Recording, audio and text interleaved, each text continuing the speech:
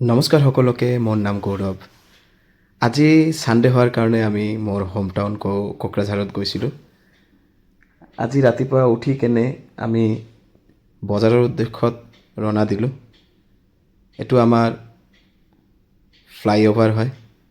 ফ্লাইঅভাৰৰ সোঁফালে আমাৰ হাই ছেকেণ্ডেৰী স্কুলৰ মাঠ পথাৰ, আৰু সেইফালে আপোনাৰ ট্ৰেইন লাইনটো চাই আছে আপোনালোকে। এইটো কোকৰাঝাৰ ৰেল ষ্টেচনটো আমি চাব পাৰোঁ ইয়াৰ ওপৰৰ পৰা। আমি লাহেকৈ গৈ থাকিলোঁ বজাৰৰ উদ্দেশ্যতে। এতিয়া আমি বজাৰ গৈ পেলাই পালোঁ। সেয়া চাওক আমাৰ বজাৰ, আৰু মা কালী মন্দিৰ, শিৱ বাবা মন্দিৰ একেলগে আছে আমাৰ কোকৰাঝাৰৰ টাউনৰ। বহুতে ফেমাছ মন্দিৰ হয় আমাৰ এইটো। আৰু বজাৰটো ইয়াৰ পৰাই ষ্টাৰ্ট। বহুত ডাঙৰ বজাৰ হয়। সপ্তাহত বৃহস্পতিবাৰ দিনা আৰু ছানডে দিনা। আৰু সেইফালে আমাৰ কোকৰাঝাৰ থানা।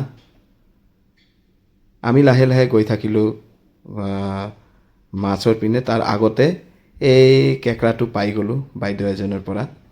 একদমেই কম দামত বাইদেউ দিলে। তাৰপিছত ফ্ৰুটছবিলাক কিবা কিবি পালোঁ আমি, জ্বালাও পালোঁ। এইবিলাক বহুত ফেমাছ বস্তু হয় আমাৰ ইয়াত। তাৰপিছত এইটো হ'ল চিকেন। যিহঁতে চিকেন খায় সিহঁতৰ এৰিয়া। ইয়াৰ পৰা আপোনালোকে লোকেল আৰু পল্ট্ৰি চিকেন ল'ব পাৰে। তাৰপিছত আমি পোনে পোনে আহি গ'লোঁ বজাৰৰ ভিতৰত মেইন, য'ত আপোনাৰ বিভিন্ন ধৰণৰ মাছ পোৱা যায়। তাত আপুনি চালানীৰ পৰা আৰম্ভ কৰি লোকেল মাছবিলাকো ইয়াত পাব। বিশেষকৈ আপোনাৰ সৰু মাছ যিবিলাক আছে, ধুনীয়া ধুনীয়া মাছ আমাৰ কোকৰাঝাৰ বজাৰত আহে। মই যত্ন কৰিব ওলাইছোঁ যে আপোনালোকক ভালকৈ আমি দেখুৱাওঁ। সেইটোত এই দাদাজনৰ তাতে বহুত মাছ আমি দেখা পালোঁ। তাৰপিছত আমি পোনে পোনে আগুৱাই গ'লোঁ। আগুৱাই যোৱাৰ পিছত চাই আছোঁ আৰু কিবা কিবি মাছৰ দোকান। চাওক কিমান মাছ, কিমান লোকেল, কিমান ধুনীয়া। এইবিলাক চব বহিছে, আৰু কোকৰাঝাৰত চেলো ভালকৈ হয়।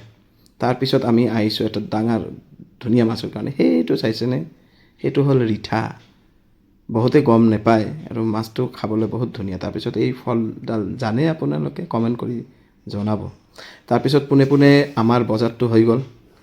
এতিয়া আমি ঘৰৰ উদ্দেশ্যত ৰওনা দিলোঁ।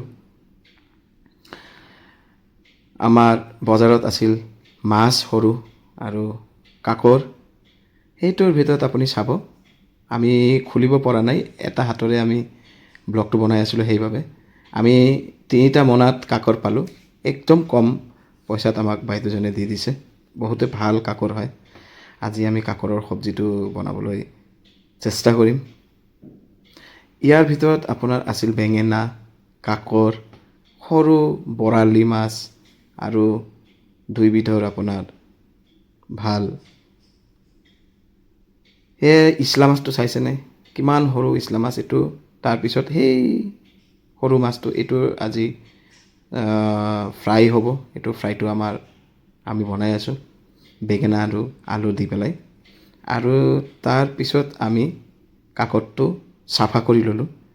চাফা কৰি এতিয়া চাইছেনে কিমান ডাঙৰ এইটো ভৰিখন ইয়াৰ কাকৰৰ। ভালকৈ চাফা কৰিব লাগে। তাৰপিছত আমাৰ ইছলা মাছ যোনটো আছিল, এইটোও আমি পোনে পোনে চাফা কৰি ল'লোঁ। কিয় আজি ইছলা মাছ পাত শাক দি আমি বনাব বিচাৰি আছোঁ। বৰ ধুনীয়া হয়, আপোনালোকে কেতিয়াবা ট্ৰাই কৰি চাব। পাতৰ লগত ইছলা মাছ আৰু নহৰু, তাৰপিছত আদা, তাৰপিছত পিঁয়াজ, এইবিলাক দি পেলাই আপুনি বনাব পাৰে। আমি এইটো বনাইছোঁ চাওক। এইটো ফ্ৰাই কৰি তাৰপিছত তাৰে ভিতৰত অলপ পানী দি পেলাই বইল কৰি, তাৰপিছত আমি ইছলা মাছটো তাতে দি অলপ ষ্টিয়াৰ কৰি নমাই দিলে এসাঁজ খাওঁতে বহুত ধুনীয়া লাগে। চাবই পাৰে ভিডিঅ'ত। চাওক এইটো ফ্ৰাই হৈ আছে আমাৰ ইছলা মাছটো। তাৰপিছত পোনে পোনে আমি এইটো পাত শাকত দি দিলোঁ। এতিয়া তাৰপিছত আহি গ'ল আমি যোনটো কাকৰ চাফা কৰি ৰাখিছিলোঁ, সেই কাকৰটো আমি এতিয়া বনাব বিচাৰি আছোঁ। তাৰ আগত এটা কথা কওঁ, এই ইছলা মাছৰ যোনটো মূৰ, সেইটো ভাজি কেনে আপুনি বাটন কৰিব পাৰে। হয়, এইটো আপুনি অলপ নিমখ মিলাই কেনে, কালা জিৰা অলপ মিলাই কেনে আপুনি যদি এইটো শিলপাতাত বাটনটো কৰিব পাৰে, বৰ ধুনীয়া লাগে খোৱাত। চাওক এতিয়া আমি ৰান্ধি আছোঁ কাকৰটো ধুনীয়াকৈ ফ্ৰাই যেন কৰিম বুলি ভাবিছোঁ আজি কাকৰটো। আৰু কাকৰটো খোৱাত বহুতেই টেষ্টি আছিল। এতিয়া 2টামান ফটো মই দিছোঁ কাকোৰৰ। আৰু শিলপাতাত যে মই বাটিছিলোঁ ইয়াৰ ফটো তুলিছোঁ। ভিডিঅ'টো যদি ভাল লাগে আশা ৰাখিছোঁ আপোনালোকে লাইক